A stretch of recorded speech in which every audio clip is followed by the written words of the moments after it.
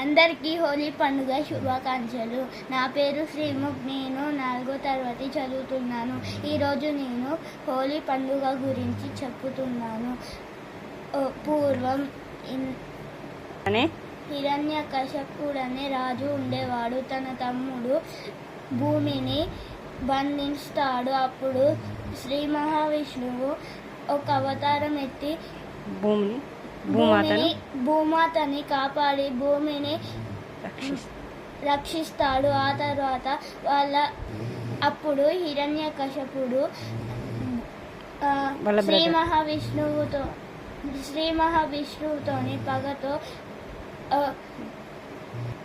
తన తమ్ముడిని చంపినందుకు పగతో శ్రీ మహావిష్ణువుతోని పగతో బ్రహ్మదేవుణ్ణి ప్రార్థిస్తాడు. అప్పుడు బ్రహ్మదేవుడు వచ్చి ఏం కావాలి, ఏదన్నా వరం కావాలా నాయనా అని అంటాడు. అప్పుడు నాకు ఏ వరం కావాలంటే భూమి ఇంటి లోపల కానీ బయట కానీ ఆకాశంలో కానీ భూమి కిందనైనా కానీ మరణం ఉండద్దు అని బ్రహ్మదేవుడిని ప్రార్థిస్తాడు. అప్పుడు ఇచ్చిన మాట నిలబెట్టుకోవాలి కదా అని బ్రహ్మదేవుడు ఆ వరాన్ని ఇస్తాడు.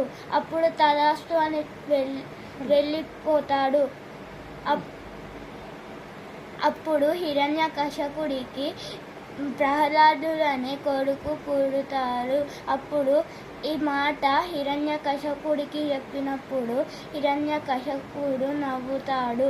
అప్పుడు నువ్వు ఎందుకని నన్ను ప్రార్థిస్తలేవు, శ్రీ మహావిష్ణువుని ప్రార్థిస్తాను అని అడిగినా కూడా సమాధానం చెప్పకుండా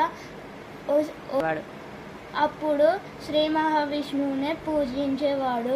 అప్పుడు ఎవరు పూజించేవారు? ప్రహ్లాదుడు పూజిస్తూ ఉండగానే చూస్తూ ఊరుకోలేక హిరణ్యకశపుడు చంపేయాలని అనుకుంటాడు. అప్పుడు వాళ్ళ సైనికులతో చెప్పి చేయమని కూడా చెప్పమని ప్రహ్లాదుని చంపమని చెప్పినా కూడా ప్రహ్లాదుడికి ఏం కాదు. అప్పుడు హోలిక వచ్చి హోలిక ఎవరు? హోలిక వాళ్ళ హిరణ్యకశపుడి వాళ్ళ చెల్ల హోలిక వచ్చి ఒక మాట అంది, నేను హిరణ్యకశపుడిని చంపడానికి నా దగ్గర ఒక ఉపాయం ఉంది. నా దగ్గర బ్రహ్మదేవుని వరం ఉంది. దానితో నేను ప్రహ్లాదుని చంపేయగలగలను.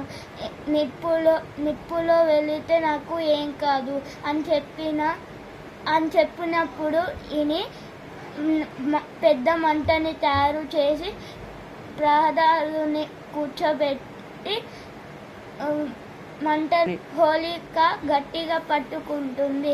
అప్పుడు శ్రీ మహావిష్ణువుని ప్రార్థిస్తూ ఉంటే అప్పుడు శ్రీ మహావిష్ణువు దాన్ని చూసి నవ్వుతాడు. అప్పుడు తన మహిమతోని గట్టిగా గాలిని ఊదుతాడు.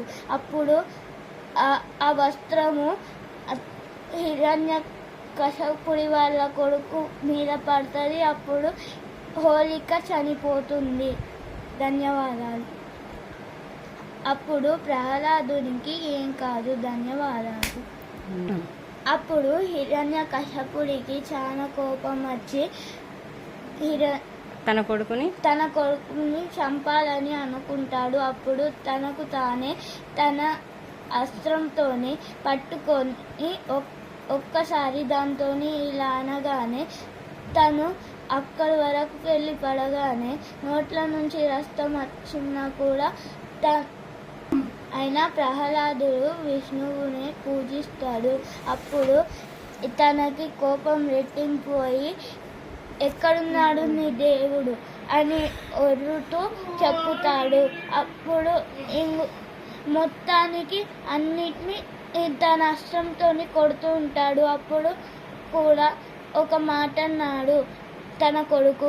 ఏమన్నాడు అంటే, మీరు వెతికినప్పుడే ఒక స్తంభం కాడ ఉంటాడు అని అంటూ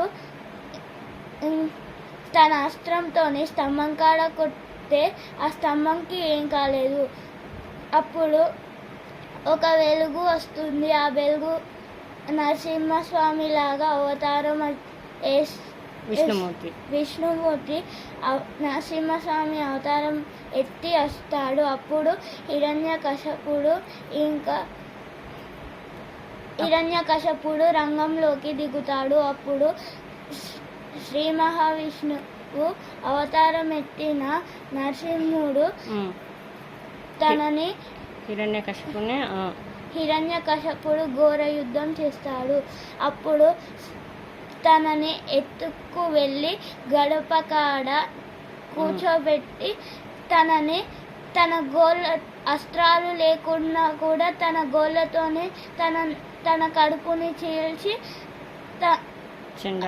చెండాడి చేశాడు, చంపేశాడు.